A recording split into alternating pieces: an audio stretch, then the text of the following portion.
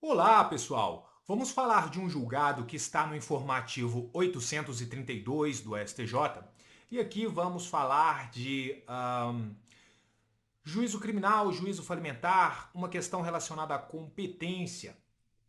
E por cima, qual que é o assunto relevante aqui? A questão de juízo criminal e falimentar, quando falamos de constrição de bens de pessoa jurídica e dos respectivos sócios no âmbito criminal, como é que fica aí os atos de disposição e conservação dos bens? A competência é de quem? É do juízo universal da falência, é do juízo criminal.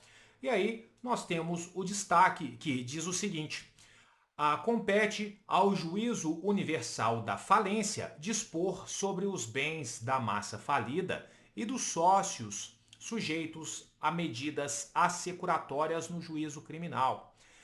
E o inteiro teor aqui das informações diz para nós o seguinte: olha, decretada a falência, então, decretação da falência, acontece a instauração do juízo universal. Para quê? A fim de não comprometer o princípio do par condicio creditório, que é o tratamento igualitário entre os credores. Então, a decretação da falência de pessoa jurídica instaura o juízo universal, que concentra todas as decisões que envolvam o patrimônio da falida, a fim de não comprometer o princípio da par condicio creditório. Beleza. Então, decretada a falência, teve a quebra. Após a quebra, é descabido falar de prosseguimento de ato executório em outro juízo. E aí você pensa, tá, e como é que fica a questão de terceiros prejudicados?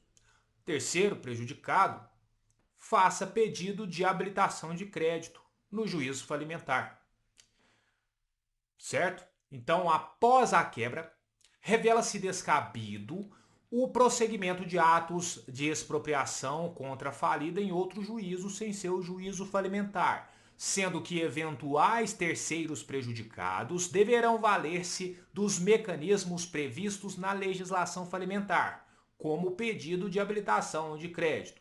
E aí vem a pergunta, tá, mas comparando juízo criminal, juízo falimentar, como é que fica o efeito secundário extrapenal do perdimento de bens, que está lá no artigo 91, inciso 2 do Código Penal?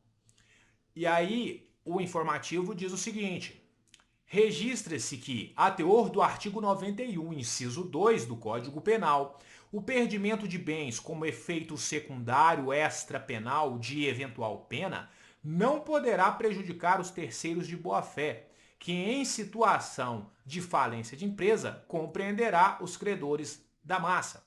Então a gente tem que recordar que o dispositivo do Código Penal fala que haverá perdimento de bens em favor da União, respeitado, né, o direito de terceiros de boa-fé.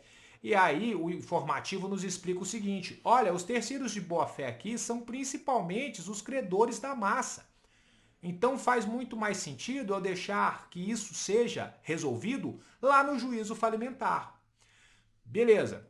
Continuando aqui. Pelo próprio, pela própria consequência do que a gente acabou de dizer aqui, o perdimento de bens em favor da União, ele se revela subsidiário. Jurisdição criminal não é o lugar competente para eu falar de maneira mais assertiva quem é terceiro de boa-fé quando eu estou falando de situações que envolvam o juízo falimentar.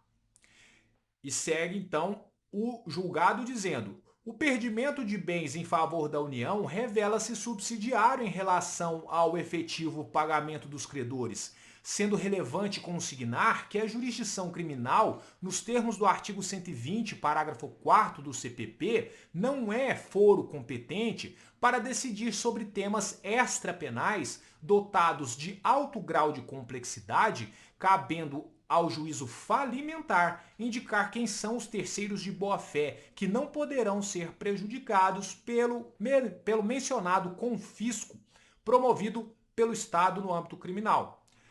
E aqui fica um fechamento interessante que é o seguinte: olha, a União ela pode, depois da sentença penal condenatória, se habilitar lá no juízo universal, não tem problema nenhum. E aí fica respeitado tanto o aspecto criminal quanto o falimentar.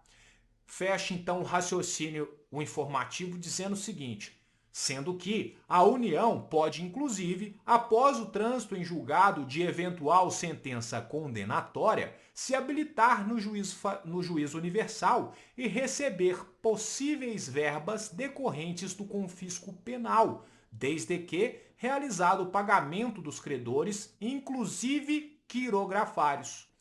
Então, pessoal, espero que tenha facilitado a compreensão do julgado.